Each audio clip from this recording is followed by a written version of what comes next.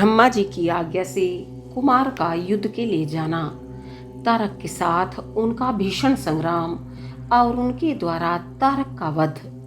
तत्पश्चात देवों द्वारा कुमार का अभिनंदन और स्तवन।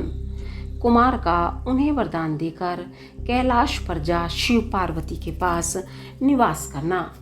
तब ब्रह्मा जी ने कहा, शंकर सुवन स्वामी कार्तिक, तुम तो देवादिदेव हो।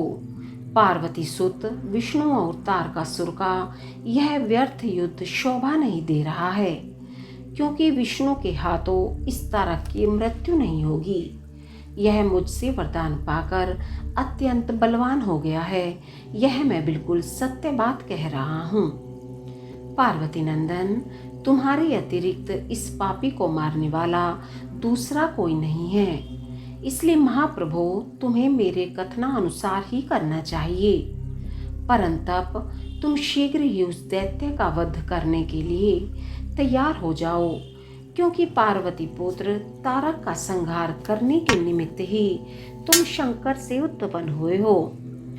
ब्रह्मा जी कहते हैं, मुने, यो मेरा कथन सुनकर शंकर नंदन कुमार कार्तिकेय ठठाकर हंस पड़े और प्रसन्नता पूर्वक बोले, तथास्तु, ऐसा ही होगा। तब महान ऐश्वर्यशाली शंकर सुवन कुमार तारकासुर के वध का निश्चय करके विमान से उतर पड़े और पैदल हो गए।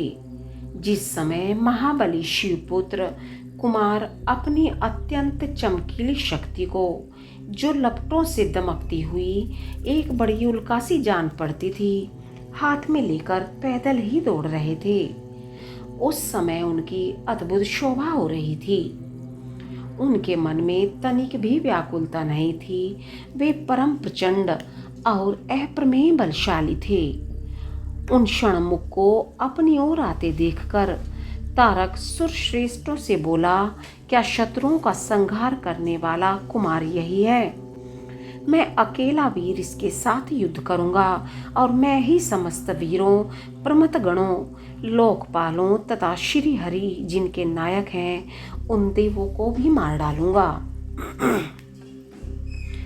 तदंतर देवताओं को दुर्वचन कहकर वह असुर तारक भीषण युद्ध करने लगा। उस समय बड़ा विकट संग्राम हुआ।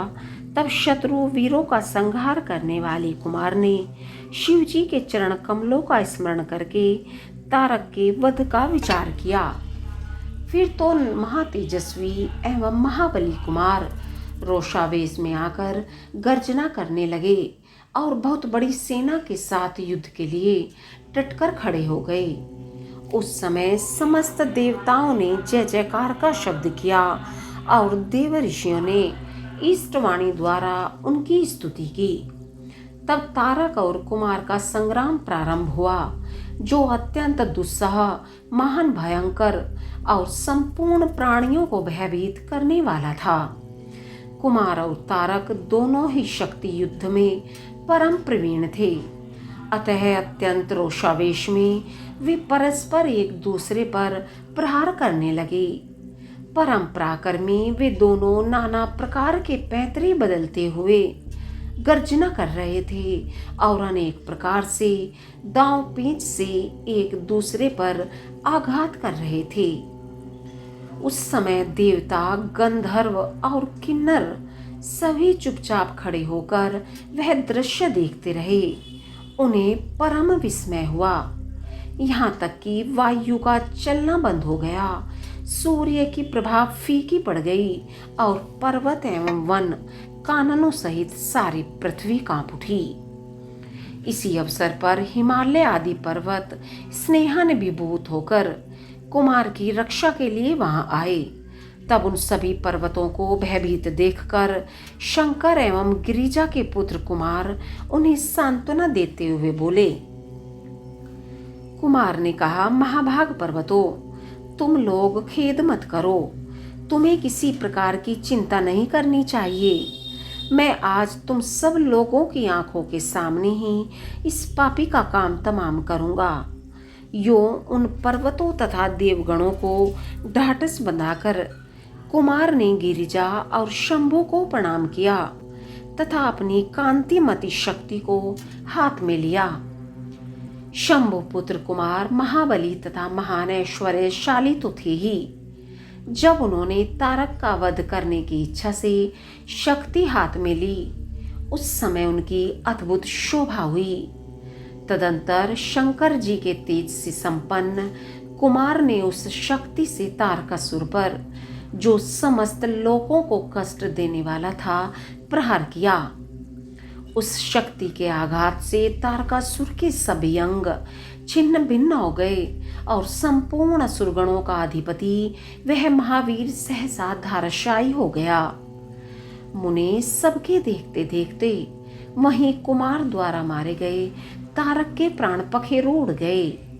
उस उत्कृष्ट वीर तारक को महासमर में प्राण रहित होकर गिरा हुआ देखकर वीरवर कुमार ने पुनः उस पर वार नहीं किया।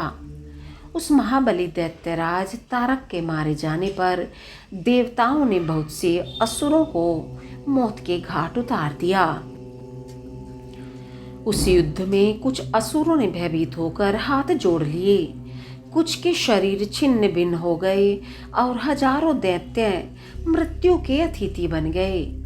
कुछ शरणार्थी दैत्य अंजलि बांधकर पाही पाही रक्षा कीजिए, रक्षा कीजिए, यूं पुकारते हुए कुमार के शरणापन्न हो गए।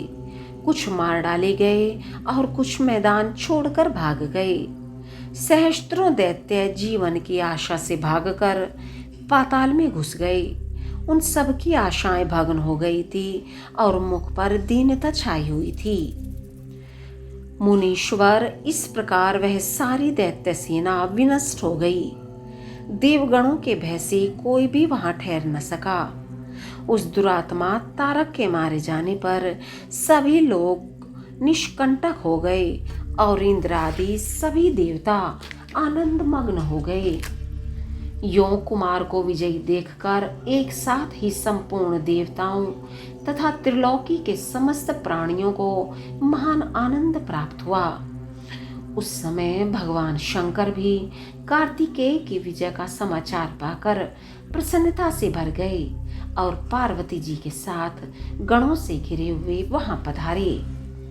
तब जिनके हृदय में स्नेह समाता नहीं था, वे पार्वती जी परम प्रेम पूर्वक सूर्य के समान तेजस्वी अपने पुत्र कुमार को अपनी गोद में लेकर लाड़ प्यार करने लगी।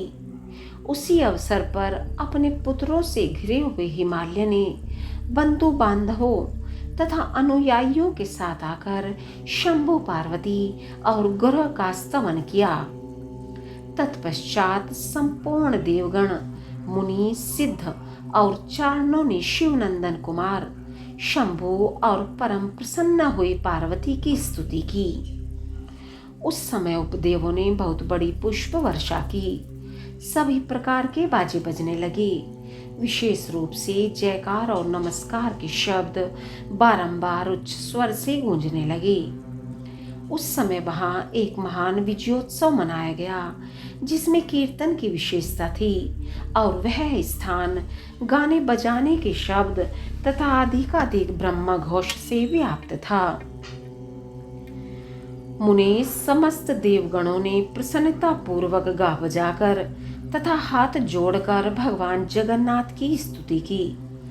तत्पश्चात सबसे प्रशंसित तथा अपने गणों से घिरे हुए भगवान रुद्र जगजननी भवानी के साथ अपने निवास स्थान कैलाश पर्वत को चले गए। इधर तारक को मारा गया देखकर सभी देवताओं तथा अन्य समस्त प्राणियों के चेहरे पर हंसी खेलने लगी। वे भक्ति पूर्वक शंकर सुमन कुमार की स्तुति करने लगे। देव, तुम दानव श्रेष्ठ तारक का हनन करने वाले हो, तुम्हें नमस्कार है। शंकर नंदन, तुम बाणासुर के प्राणों का अपहरण करने वाले तथा प्रलंबासुर के विनाशक हो। तुम्हारा स्वरूप परम पवित्र है, तुम्हें हमारा अभिवादन है। ब्रह्मा जी कहते हैं, मुने, जब विष्णु आदि देवताओं ने इस प्रकार कुमार का स्तवन किया, तब उन प्रभु ने सभी देवों को क्रमशः नया नया वर प्रदान किया। तत्पश्चात पर्वतों को स्तुति करते देखकर वे शंकर तनय परम प्रसन्न हुए और उन्हें वर देते हुए बोले।